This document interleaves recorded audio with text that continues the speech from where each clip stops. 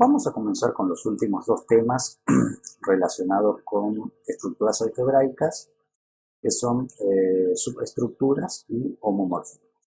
Comencemos primero con el tema de subestructuras. Una pregunta que uno se puede hacer es, si yo tengo un determinado conjunto con una operación y sé que es un grupo, que sería este que está aquí, ¿puedo yo tomar cualquier subconjunto de ese grupo original y que él mismo también sea un grupo? Es decir, la pregunta sería, ¿cualquier subconjunto de G es también un grupo?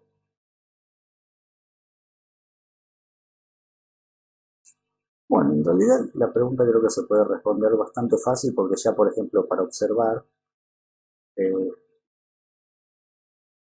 en el caso de H, por empezar, entre otras cosas, tendría que tener su neutro. Entonces, digamos, ya por empezar nos estamos dando cuenta que el subconjunto que seleccionamos, por ejemplo, no puede ser el subconjunto trivial vacío y como mínimo tiene que tener al neutro, ¿sí? Entonces, en realidad la respuesta es que no. Así que vamos a ver si podemos encontrar alguna manera fácil de determinar si dado un determinado grupo, un subconjunto del mismo también es un grupo. Entonces, primero vamos a decir, sea de asterisco un grupo, H subconjunto de G, un subconjunto, primero que nada, no vacío de G. Entonces, primero la definición concreta de subgrupo es H subconjunto de G es subgrupo de un grupo G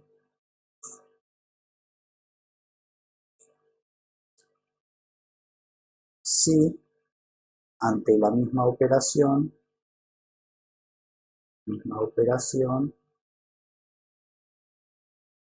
él también es un grupo, ¿sí? Entonces, en realidad, esta es la definición, pero que en realidad no va a terminar siendo muy útil, que me dice algo obvio, ¿sí? Que si yo selecciono un subconjunto de algo que era un grupo, para poder decir que es un subgrupo, él también tiene que ser un grupo, siempre hablando de la misma operación. No tiene sentido que en un caso hablemos de una suma y en el otro caso, por ejemplo, de una multiplicación, ¿sí? Entonces, H es un subgrupo de este grupo G si el mismo, es decir, si H con la misma operación es también un grupo, pero bueno, eso implicaría volver a chequear las cuatro propiedades que debe cumplir algo para ser un grupo, y en realidad sería aplicar nuevamente la definición a un conjunto distinto, es decir, sería resolver el mismo ejercicio con otro conjunto. Lo que a mí me interesa saber es si, ya sabiendo que G es un grupo, tengo alguna manera de abreviar la prueba de que un determinado conjunto sea también grupo. Bueno, afortunadamente, es decir, como en realidad, como ya hemos discutido en algún otro tipo de estructura, la asociativa y la conmutativa, al cumplirse en G, por herencia también se van a cumplir en H, ¿sí? Porque los elementos de H también son elementos de G. Lo único que no necesariamente es seguro es que, como H es un conjunto, en un principio puede ser más chico que G, lo único que no sabemos en un principio es si entre los elementos de H va a estar eh, el que era el elemento neutro en G, y si para cada elemento va a estar contenido su simétrico, ¿sí? Porque los podría estar dejando afuera dependiendo de la selección que yo haga. Entonces, una primera manera de determinar si algo es un subgrupo a partir de un grupo dado es la siguiente. Sea de un grupo y H un subconjunto de G no vacío.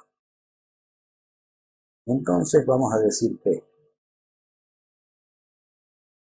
H con la misma operación es subgrupo de G, es subgrupo de G si y solo si para todo A de H y para todo B de H, la operación es cerrada en H y el elemento opuesto de A o simétrico pertenece a H. Es decir que, como habíamos comentado en general, la asociativa y la conmutativa uno puede deducir que se van a seguir cumpliendo, pero tiene un problema principalmente con el caso del neutro,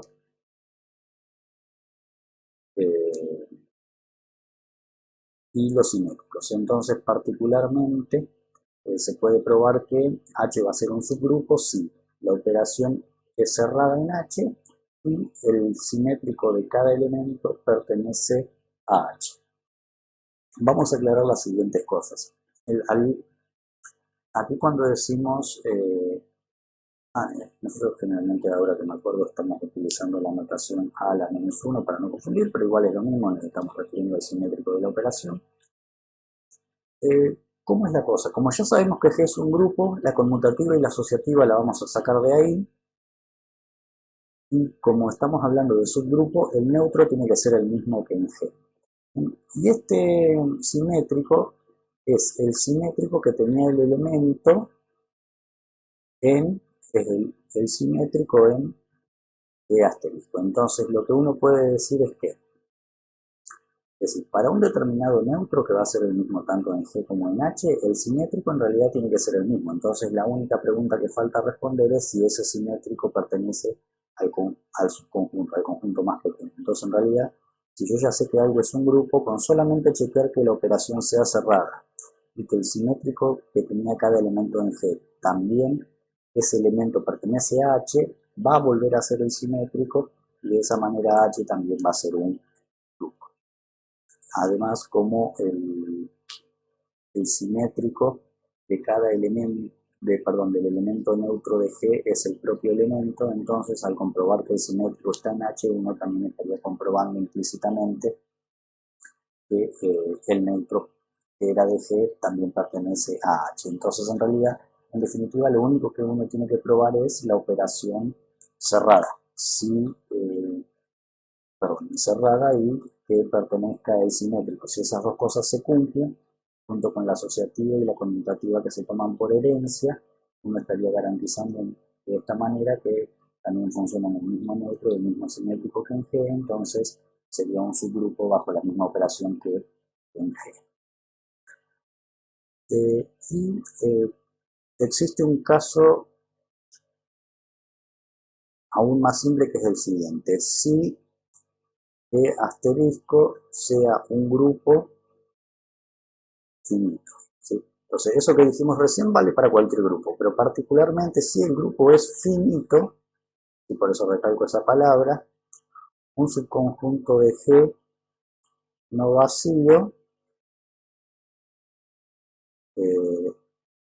entonces H es subgrupo de G si y solo si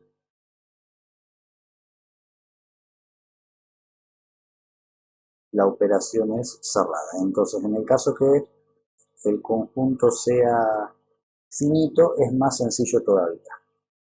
En el caso que el conjunto sea finito, si solamente chequeamos que es cerrada, se puede probar, que está hecho en la teoría, en la bibliografía, que el neutro va a pertenecer, el que era el neutro de G va a pertenecer, el que era simétrico de G, el que era el simétrico de cada elemento bajo la operación en G también va a estar en H, y de esa manera se comprobaría que es su grupo. Entonces, si el conjunto en cuestión. Entonces, en general, dado un grupo cualquiera, para que sea subgrupo, él también tiene que ser grupo bajo la misma operación. Esa no tiene utilidad en la práctica porque sería volver a realizar el ejercicio con un conjunto distinto. En la práctica, lo que sí tiene utilidad es, como ya sabemos que la conmutativa y la asociativa se van a heredar, entonces, para probar que algo es un subgrupo de un grupo dado, uno uno lo único que tiene que probar es que la operación es cerrada en el nuevo conjunto y el que era el simétrico de cada elemento en G también pertenece al nuevo conjunto H, y ahí está implícito también que se hereda el neutro. Y en el caso que el conjunto, eso para un subconjunto cualquiera, y si en realidad el conjunto original además era finito, con solamente probar la cerrada basta. Vale la pena aclarar que dado un conjunto cualquiera, si G asterisco es un grupo, entonces siempre tiene como mínimo dos subgrupos triviales que son el primero de ellos, tomar como subgrupo aquel que tiene un único elemento que es el neutro, y el segundo que es elegir todo el propio grupo, es decir, esos dos se llaman subgrupos triviales. Uno es tomar solamente el neutro y el otro es tomar subgrupos triviales. Y el otro es tomar todo el conjunto original. Bueno, vamos a ver cómo aplicamos todo esto en la práctica. Entonces, en el punto 10 de la guía me dice demostrar o refutar que el conjunto H formado de tal manera es un subgrupo de Z+. Entonces, recordemos que habíamos visto en las estructuras conocidas que Z con la suma y la multiplicación era un dominio integral, con lo cual particularmente este es un grupo abeliano, es decir, con la primera operación. Entonces, como es un grupo de todos los enteros, consideramos aquellos pares de números enteros, es decir, de todos los enteros, consideramos solamente aquellos que son los números enteros pares, es decir, los múltiplos de 2. Entonces me pide probar que si yo de todos los enteros considero solamente los múltiplos de 2, ellos también forman un subgrupo de... es decir, ellos también son un grupo y por lo tanto son un subgrupo de Z+. Bueno, entonces, evidentemente, los enteros son un conjunto infinito, así que hay que aplicar este primer teorema, la primera propiedad, es decir, tenemos que probar que la operación sea cerrada en el nuevo conjunto y que el inverso de cada elemento en Z, de cada elemento del conjunto, es decir, el inverso de cada uno de los números pares también es un número par. En este caso particularmente sería el opuesto porque estamos hablando de la suma. Bueno, entonces hay que probar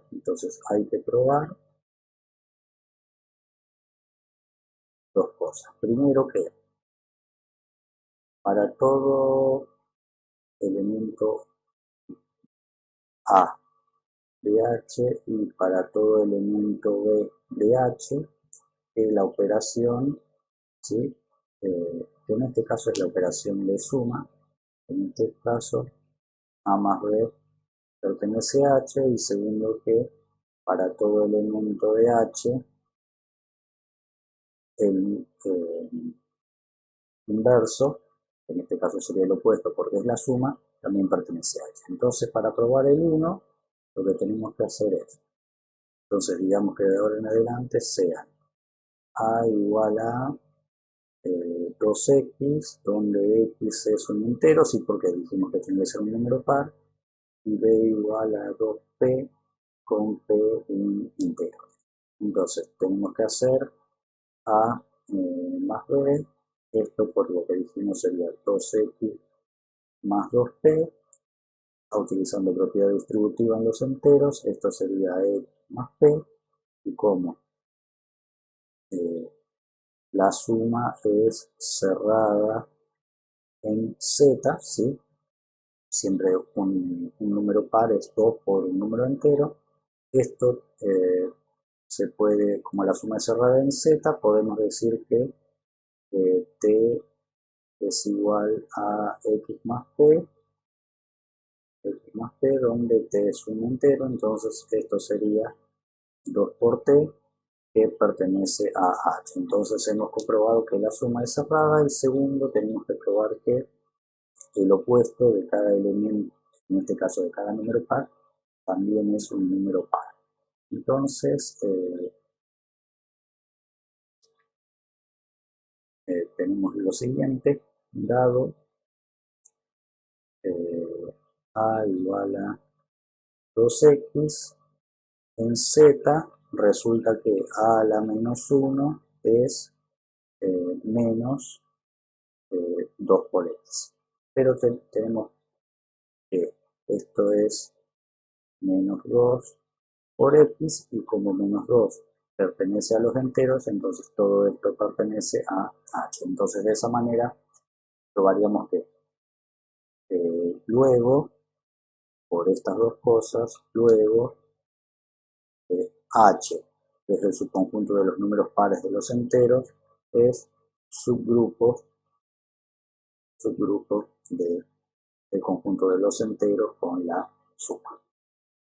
Entonces, de esa manera, uno reduce, si bien hay que hacer cosas, en el caso de que el conjunto sea infinito, lo redujimos de 4 propiedades que necesitábamos probar a solamente 2. Bueno, vamos a entrar en la parte de homomorfismos, que es el último tema que nos resta ver de una parte, homomorfismos, que es la última parte que nos resta ver relacionada de la teoría con estructuras algebraicas. Entonces, el tema de los homomorfismos viene relacionado con el siguiente punto de vista. Uno puede tener, por ejemplo, supongamos, un ejemplo que vimos, supongamos la suma en Z3, que es un ejemplo que vimos. Entonces dijimos que en Z3 teníamos 3 elementos, que eran el 0, el 1 y el 2, que son los posibles restos de dividir por 3. Entonces tenemos 0, 1 y 2. Entonces 0 más 0 me da 0, 0 más 1 me da 1, 0 más 2 me da 2, acá me da 1, acá me da 2, 1 y 1 es 2, 1 y 2 son 3, pero el resto de dividir 3 por 3 es 0, 0 y 2 más 2 4, el resto de dividir 4 por el resto de dividir 4 por 3 es 1, que es este que está aquí.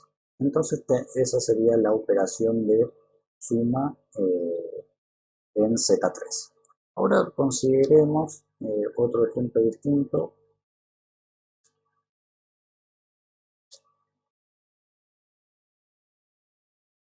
Consideremos otro ejemplo distinto, consideremos otro conjunto que tiene 3 elementos, ¿sí? Una operación asterisco cualquiera. Entonces vamos a poner A, B, C, que sean los 3 elementos, A, B, C, que sean los 3 elementos, y vamos a suponer que esto nos da A, B y C, A, B, C. Entonces, supongamos que esto me da A y A, vamos a suponer que esto da C, entonces esto sería, aquí vamos a decir que esto da, perdón, que esto da B, que esto da B, y por último, esto sería A. Bueno, entonces aquí tenemos otro, y esto sería otro grupo si tenemos un conjunto A que sea A, B y C, entonces este sería otro grupo, ¿sí? Entonces, habíamos visto que siempre con la suma Zn es un grupo, particularmente luego se le agregó la multiplicación, cuando el n era primo era un cuerpo y cuando no era primo era un anillo conmutativo, con identidad. Entonces explicamos ahora estos dos grupos. Entonces, en realidad, como ambos son grupos de 3 elementos, pero sobre conjuntos distintos y con operaciones distintas, sí, uno lo que puede notar es ciertas cosas. Por ejemplo, en este caso, el neutro es el elemento 0. En este caso, el neutro es el elemento B. Por ejemplo, cuando yo opero los otros dos elementos, en cualquiera de los dos órdenes me da el neutro. Aquí cuando opero A con C me da el neutro, es decir, ocurre lo mismo que ocurría aquí y aquí. Y cuando opero, por ejemplo, este elemento consigo mismo, este elemento consigo mismo me da este otro, aquí cuando opero este elemento consigo mismo me da este otro. Entonces aparentemente hay muchas cosas que se cumplen en ambos grupos, ¿sí? En un principio lo que ambos tienen en común es que ambos tienen la misma cantidad de elementos, pero además parecen compartir otra serie de características. Bueno, eso es porque en realidad lo que vamos a ver luego es que todos los grupos que tienen la misma cantidad de elementos se comportan esencialmente de la misma manera. Entonces la manera de mostrar eso es a través de lo que se llama un homomorfismo. Entonces, vamos a decir lo siguiente, sean,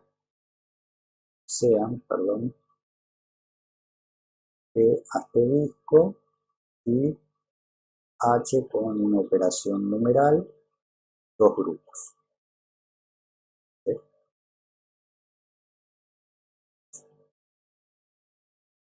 Vamos a decir, sea f una función que va del primer grupo en el segundo. Entonces, si se cumple que para todo A de G, para todo B de G, es decir, del primer conjunto, que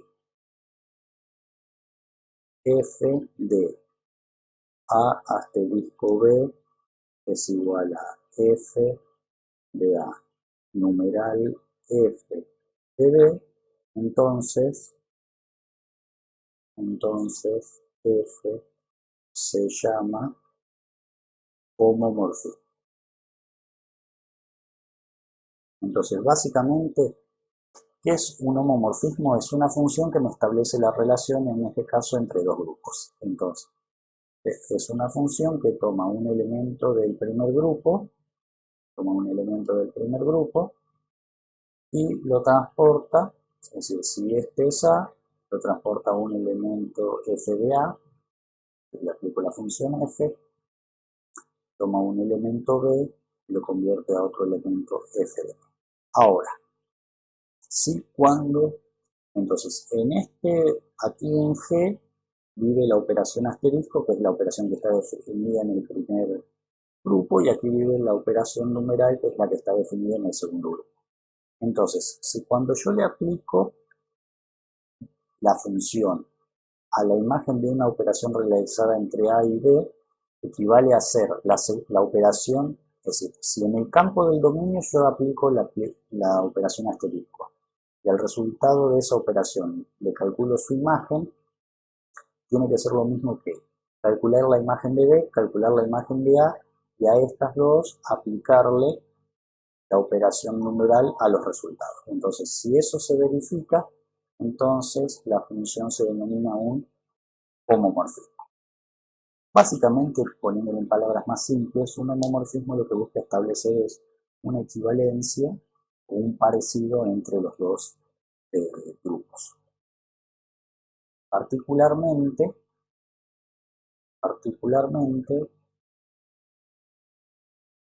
como f es una función, uno le puede aplicar todo lo que sabe de funciones, entonces particularmente si f es lo que se llama biyectiva, es decir, que tiene función inversa, entonces si f es biyectiva, es decir, si es biyectiva y sobreyectiva, f se llama un caso particular de homomorfismo más reducido, que es isomorfismo. Isomorfismo significa que exactamente las dos cosas que están conectadas por esa función son equivalentes, es decir, se comportan de la misma manera. Entonces, ¿cómo uno mostraría que hay un morfismo entre, por ejemplo, entre estos dos grupos que yo comentaba originalmente? Y uno lo que tiene que hacer es determinar una función, que en este caso, como estamos trabajando con conjuntos finitos, la podemos dar con una tabla, que lo que hace es,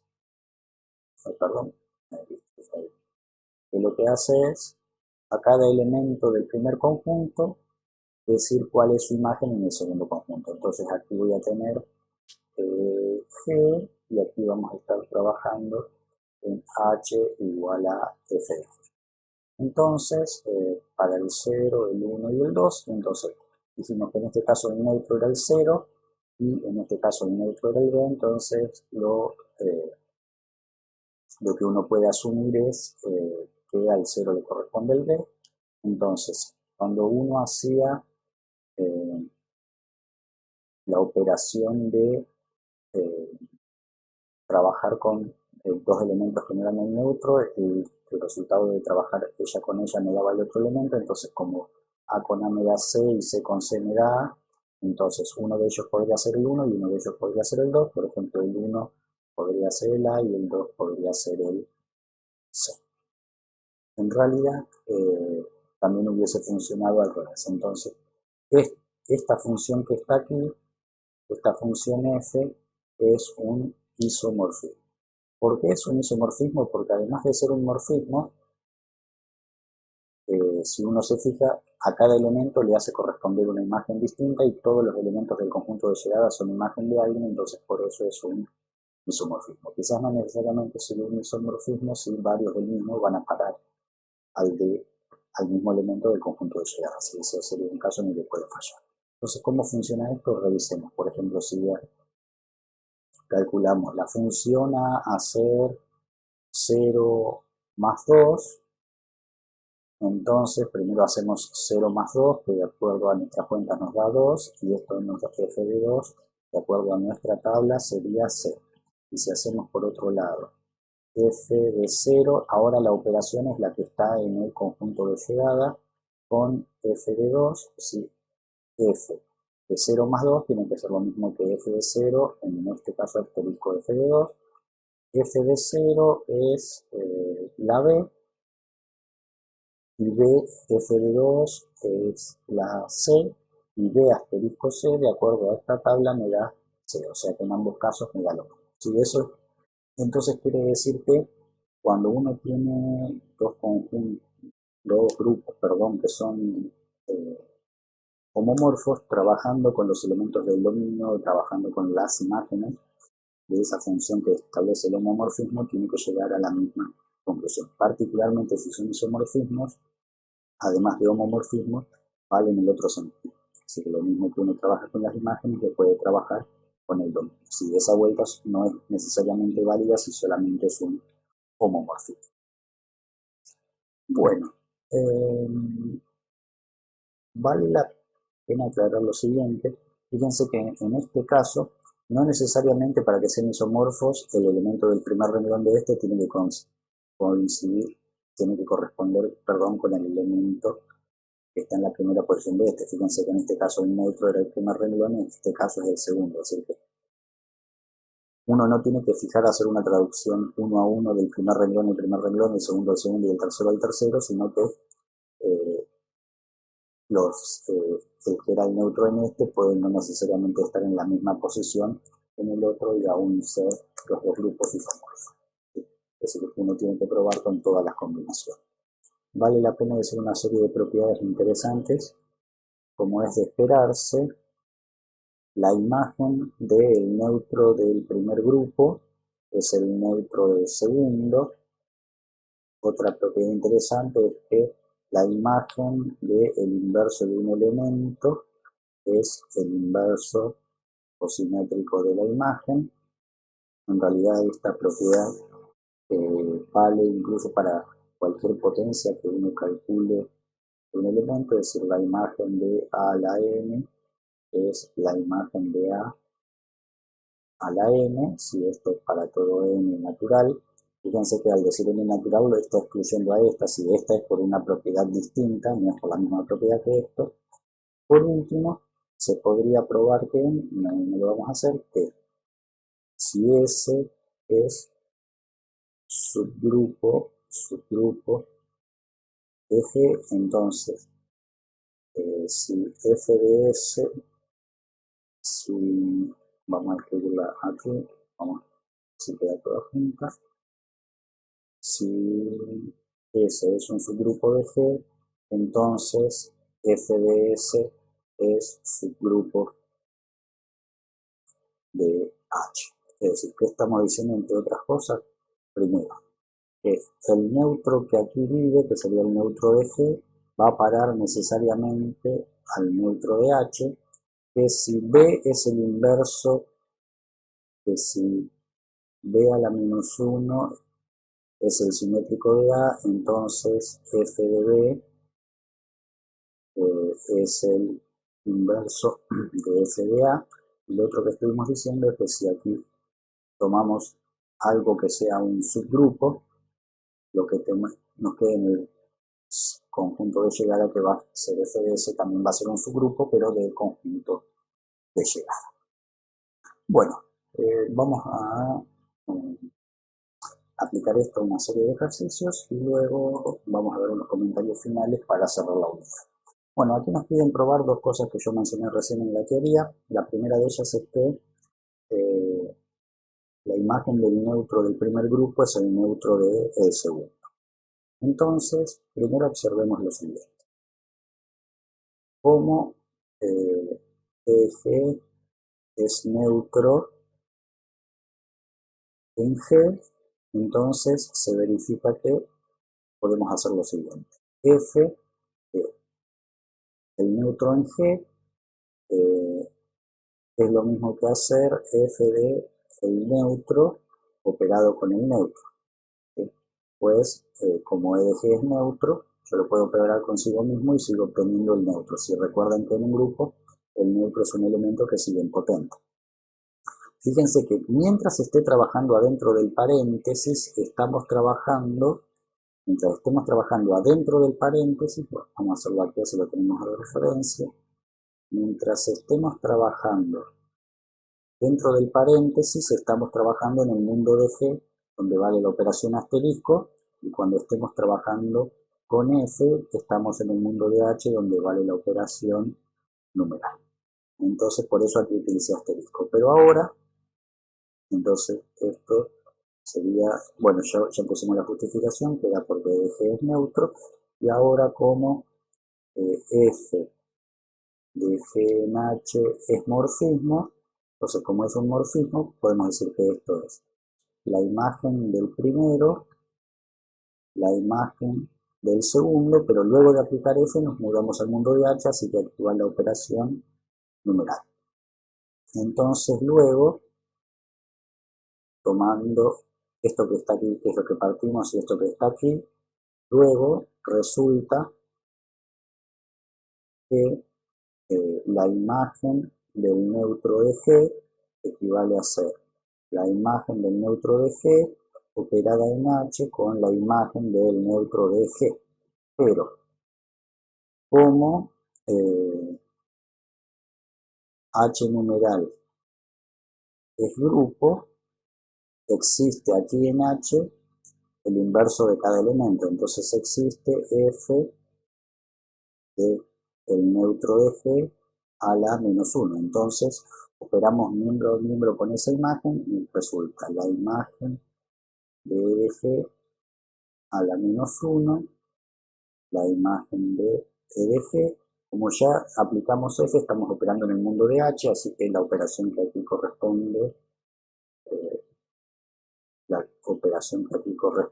aplicar es numeral F de E de G, y aquí hacemos lo mismo. F de E de G, numeral F de E de G, y todo eso lo operamos con el inverso de la imagen de E de G. Pero ahora, ¿qué ocurre? Como es un grupo, como numeral es asociativa, entonces podemos asociar del lado derecho y decir que esto es el neutro de, perdón, el simétrico de la imagen de E de G operada con la imagen de E de G, y ahora podemos cambiar y queda que la imagen de E de G operada con, y ahora cambiamos los corchetes de lugar, la imagen de E de G operada con el inverso de la imagen de E de G.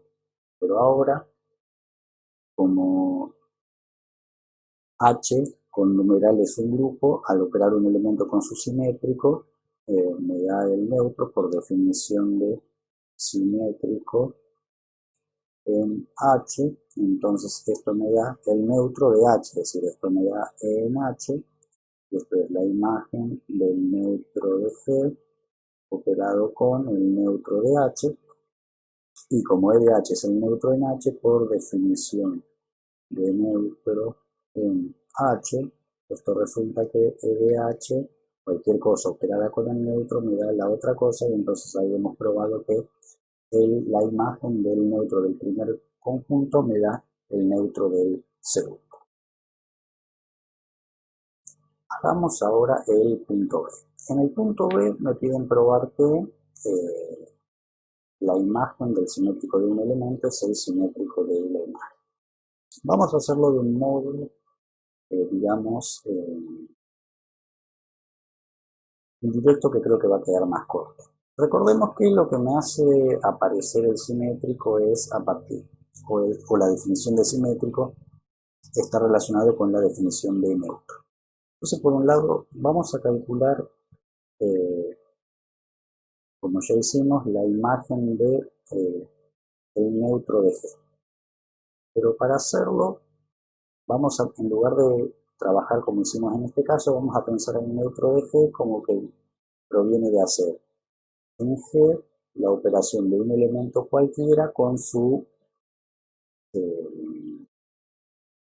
simétrico. Y esto, como f es un morfismo, equivale a ser f de x por, por numeral, porque ahí luego de aplicar f estamos pasando al mundo de h, por f de x a la menos 1.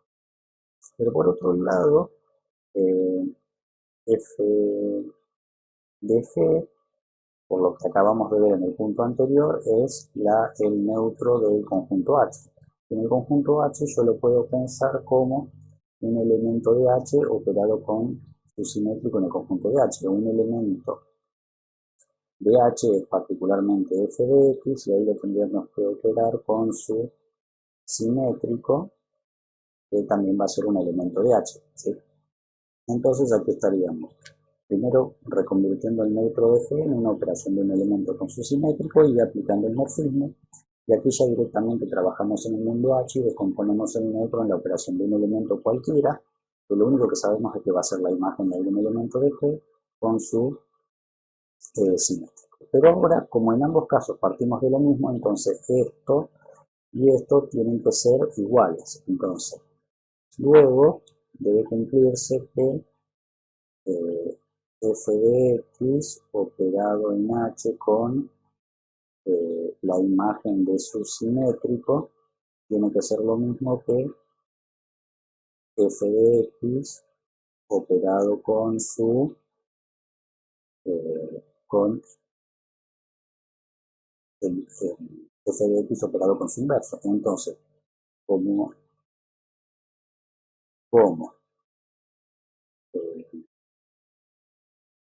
como H también es un grupo, entonces quiere decir que existe simétrico. Entonces, como existe simétrico en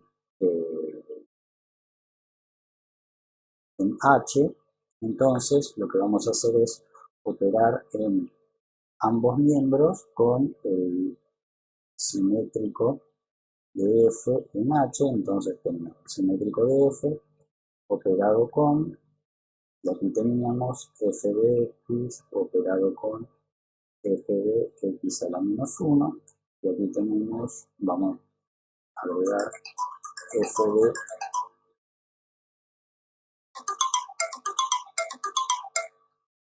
y aquí agregamos el inverso o simétrico de f operado con todo lo que teníamos, que era f de x operado con f de x a la menos 1. Entonces, como numeral es asociativa, podemos escribir que f de x a la menos 1 operado con f me tiene que dar, perdón, eso numeral f de x a la menos 1 tiene que ser f de x a la menos 1 operado con f de x y todo eso operado con f de x a la menos 1. Y lo que está en el corchete es por definición de simétrico es el neutro en h. Entonces el neutro en h operado con f de x a la menos 1 me tiene que dar el neutro en h operado con f de x a la menos 1 y como e de h es el neutro en h, entonces de aquí se deduce que el lado izquierdo f de x a la menos 1 operado con el neutro me da f de x a la menos 1, es decir, f de x a la menos 1 es igual a el neutro operado con f de x todo a la menos 1 es f de x todo a la menos 1, que es lo que quería probar. Entonces de esa manera uno demuestra que cuando uno tiene un morfismo, la imagen del simétrico de un elemento es el simétrico de la imagen. Para ir terminando esto, veamos el último punto de la guía. Entonces me pide completar la tabla para que sea un grupo y dar una función que establezca un isomorfismo entre ese grupo y el grupo de Z4 con la suma. Entonces en realidad, como vimos anteriormente, establecer que algo es que algo con una tabla es un grupo es particularmente dificultoso para la parte de la asociativa porque son muchas cuentas y muchas combinaciones. Entonces, en realidad, si uno tiene que construir un grupo finito, para eso es que vimos en la teoría los grupos finitos Z a la P. Entonces, en realidad, lo primero que vamos a hacer es construir la tabla, es decir, vamos a hacer en realidad primero la parte B, vamos a construir la tabla para Z4. Vamos a construir la tabla para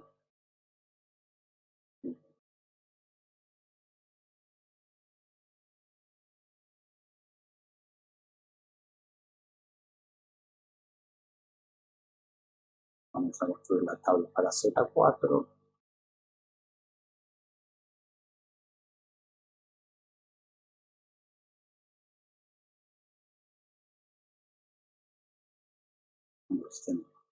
La suma en Z4 tenemos,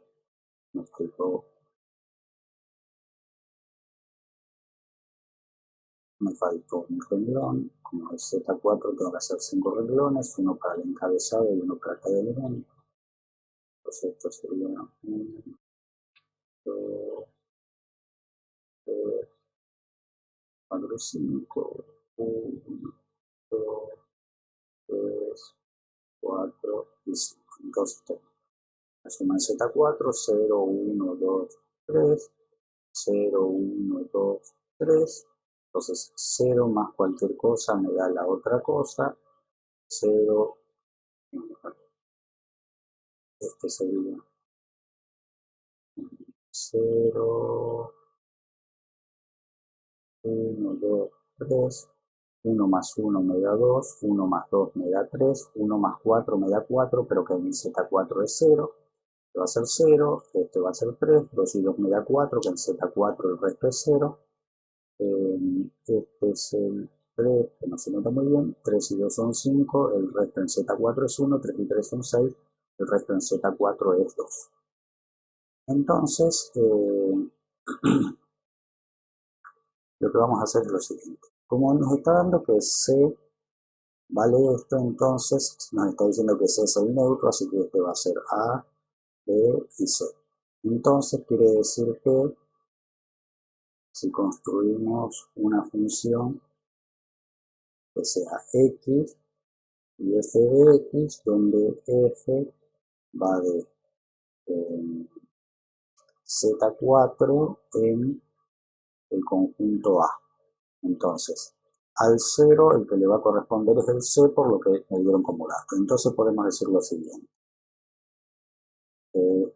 Podemos establecer que, por ejemplo, el 1 sea el A.